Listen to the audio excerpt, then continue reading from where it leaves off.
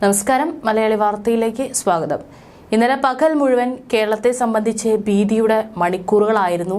ഒടുവിൽ പേട്ടയിൽ നിന്ന് കാണാതായ 2 വയസ്സുകാരിയെ രാത്രി കണ്ടെത്തുമ്പോൾ കേരളം ഒന്നടങ്കം പ്രാർത്ഥനയോടെ കാത്തിരുന്നതിന്റെ ഒരു ഫലമായിരുന്നു കണ്ടത്. ഏതായാലും ഇപ്പോൾ ആ കുഞ്ഞിനെ കാണാതായതുമായി ബന്ധപ്പെട്ട പലതരത്തിലുള്ള ദുരൂഹതകളും ഇപ്പോഴും ബാക്കിയാവുകയാണ്. ചാക്ക ഓൾസൻസ് ജംഗ്ഷന് സമീപത്ത് നിന്ന് കാണാതായ മേരി എന്ന 2 വയസ്സുകാരിയെ തിരികെ കിട്ടിയെങ്കിലും തട്ടിക്കൊണ്ടുപോയവർ ഇപ്പോഴും കാണാമറയത്താണ്. പോലീസ് അവരെ കണ്ടെത്താനും കഴിയുന്നില്ല. അവരിലേക്ക് അടുപ്പിക്കുന്ന യാതൊരു തരത്തിലുള്ള തെളിവുകളും പോലീസിൽ ഇതുവരെ ലഭിച്ചിട്ടില്ല. അതീവ സുരക്ഷ വേണ്ട സ്ഥലത്താണ് ഇതെല്ലാം നടന്നിരിക്കുന്നത്. CCTVയുടെ കൃത്യമായ നിരീക്ഷണം ഇല്ലാത്തത് പ്രതികൾക്ക് കാര്യങ്ങൾ എളുപ്പമാക്കി. കൊല്ലത്ത് നടന്ന കുട്ടിയെ തട്ടിക്കൊണ്ടുപോകലിന്റെ അതേ ആവർത്തനമാണ് തിരുവനന്തപുരത്തും നടന്നിരിക്കുന്നത്. കൊല്ലത്ത് ഒരു ദിവസം കുട്ടിയെ അവർ കൂടെ കരുതിയപ്പോൾ ചാക്കയിൽ 19 മണിക്കൂറിൽ ആ തട്ടിക്കൊണ്ടുപോകൽ അവസാനിപ്പിച്ചു. ഇത്രയും സമയം കുഞ്ഞ് എവിടെയായിരുന്നു എന്നതിൽ ദുരൂഹത മാറുന്നില്ല. കൊച്ചുവേളിയിലെ റെയിൽപാളത്തിന് സമീപത്തെ ഓടയിൽ നിന്നാണ് കുഞ്ഞിനെ പോലീസ് കണ്ടെത്തിയത്. പലതവണ നാട്ടുകാരും പോലീസും എല്ലാം പരിശോധന നടത്തിയ സ്ഥലത്ത് നിന്നാണ് അപ്രതീക്ഷിതമായി പോലീസ് കുഞ്ഞിനെ കണ്ടെത്തിയത്. കുഞ്ഞിനെ കാണാതായ സ്ഥലവും കണ്ടെത്തിയ സ്ഥലവും തമ്മിൽ കഷ്ടിച്ച് 1/2 കിലോമീറ്റർ ദൂരമേ ഉള്ളൂ എന്നുള്ളതാണ് ഏറെ അത്ഭുതപ്പെടുത്തുന്നത്. അതായത് കുട്ടിയെ കാണാതായതിനു ശേഷം എപ്പോഴും പോലീസ് നിരീക്ഷണം വേണ്ട സ്ഥലം. അതുണ്ടാകാത്തത് കൊണ്ടാണ് കുട്ടിയെ ഉപേക്ഷിക്കാൻ അവർക്കായത്. പോലീസിന്റെയും നാട്ടുകാരുടെയും അന്വേഷണം ഊർജിതമാക്കിയതോടെ കുട്ടിയെ ഉപേക്ഷിക്കുകയായിരുന്നുവെന്നാണ് പ്രാഥമിക നിഗമനം. കൊല്ലം ഓയൂരിൽ കുട്ടിയെ തട്ടിക്കൊണ്ടുപോയവർക്കും ഇതാണ് സംഭവിച്ചത്. മാധ്യമങ്ങളിൽ ഈ വാർത്ത നിറഞ്ഞതോടെ കുട്ടിയും കൊണ്ട് കടക്കാൻ ചാക്കയിലെ പ്രതികൾക്കും കഴിയാതെ പോയി. അങ്ങനെ മാധ്യമ കരുതലിൽ ഒരു തട്ടിക്കൊണ്ടുപോകൽ ശ്രമം കൂടി പൊളിഞ്ഞിരിക്കുകയാണ്. സാമൂഹിക മാധ്യമങ്ങളിലൂടെ കുട്ടിയുടെ ചിത്രം വ്യാപകമായി പ്രചരിക്കുന്നുണ്ടായിരുന്നു. അതുകൊണ്ട് തന്നെ തട്ടിക്കൊണ്ടുപോയവർ പിടിക്കപ്പെടുന്നതിന് മുൻപ് കുട്ടിയെ തിരികെ നൽകി. ഓയൂരിൽ തട്ടിക്കൊണ്ടുപോകലിൽ നിരവധി സംശയങ്ങൾ ഉയർന്നിരുന്നു. നരബലി, അവയവ മാഫിയ, കുട്ടിയെ കടത്തൽ മാഫിയ എന്നിവയെല്ലാം സംശയ നിഴലിലായി.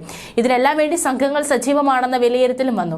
എന്നാൽ ഓയൂരിലെ അന്വേഷണം ഒറ്റ കുടുംബത്തിൽ മാത്രം ഒതുങ്ങി. അതുകൊണ്ട് തന്നെ അതിന് പിന്നിൽ മറ്റു ഗൂഢാലോചന ഉണ്ടായിരുന്നോ എന്ന് ആരും കണ്ടെത്തിയിട്ടില്ല.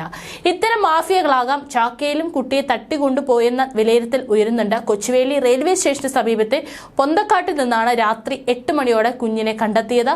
ട്രാക്കിന് സമീപത്ത് വെള്ളമൊഴുകാത്ത ഓടയ്ക്കുള്ളിൽ നിന്നാണ് കുഞ്ഞിനെ പോലീസ് കണ്ടെടുത്തത്. ഇവിടെ മുഴുവൻ പൊന്തക്കാടാണ്. ഈ ഭാഗത്ത് ആൾതാമസമില്ലെങ്കിലും എതിർഭാഗത്ത് വീടുകളുണ്ട്. കുഞ്ഞിനെ കാണാനില്ലെന്ന വാർത്ത വന്നപ്പോൾ തന്നെ ഇവിടെ പലതവണ പോലീസ് പരിശോധന നടത്തിയിരുന്നു. പോലീസ് പല ഭാഗമായി തിരിഞ്ഞ് പരിശോധന നടത്തുന്നതിനിടയിലാണ് കുഞ്ഞിനെ കണ്ടെത്തിയെന്നാണ് ഔദ്യോഗിക ഭാഷ്യം. മണ്ണതല പോലീസ് സംഘം പരിശോധന നടത്തുന്നതിനിടെ കാട്ടിൽ നിന്ന് കുഞ്ഞിന്റെ കരച്ചിൽ കേട്ടെന്നാണ് പോലീസ് പറയുന്നത്. പോലീസ് സംഘം കുഞ്ഞുമായി ഓടി വരുന്നതാണ് കണ്ടതെന്നും സമീപവാസികൾ പറയുന്നു. തിരുവനന്തപുരത്തെ അതീവ സുരക്ഷാ മേഖലയിലെ 2 വയസ്സുകാരിയുടെ തട്ടിക്കൊണ്ടുപോകൽ ചർച്ചയാകുന്നത് വലിയ സുരക്ഷാ വിഷയങ്ങളാണ്. പ്രതിരോധ വകുപ്പിന് വേണ്ടി അത്യാധുനിക വസ്തുക്കൾ ഉണ്ടാക്കുന്ന ബ്രഹ്മോസിന്റെ തൊട്ടടുത്താണ് സംഭവം. ഇതിനൊപ്പം വിമാനത്താവളത്തിന്റെയും അതിർത്തി പ്രദേശം, റെയിൽവേ ട്രാക്കും കടന്നുപോകുന്നു. ഈ റോഡ് പോകുന്നത് അതീവ സുരക്ഷ അനിവാര്യമായ VSSയിലേക്കാണ്, ISROയുടെ സ്ഥാപനത്തിലേക്കുള്ള വഴി. എന്നാൽ ഈ റോഡിൽ എന്തെങ്കിലും സംഭവിച്ചാൽ അത് വ്യക്തമായി തിരിച്ചറിയാൻ കഴിയുന്ന വിധത്തിൽ CCTV സംവിധാനം പോലും നിലവിലില്ല. ഇതാണ് കുട്ടിയെ തട്ടിക്കൊണ്ടുപോകൽ അന്വേഷണത്തിലും പ്രതിബന്ധമായത്.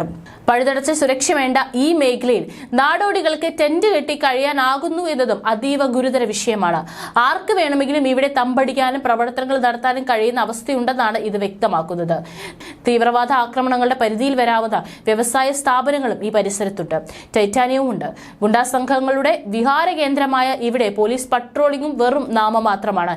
ഏതായാലും ഈ ഒരു വിഷയം ഇപ്പോൾ ഉയർന്നു വന്നപ്പോൾ പോലീസിനെ പ്രതിരോധത്തിലാക്കുന്ന പല സുരക്ഷാ വീഴ്ചകളും അവിടെ ഉണ്ടായിട്ടുണ്ട് എന്നുള്ള റിപ്പോർട്ടുകളും ഒപ്പം തന്നെ പുറത്തു വരുന്നുണ്ട്.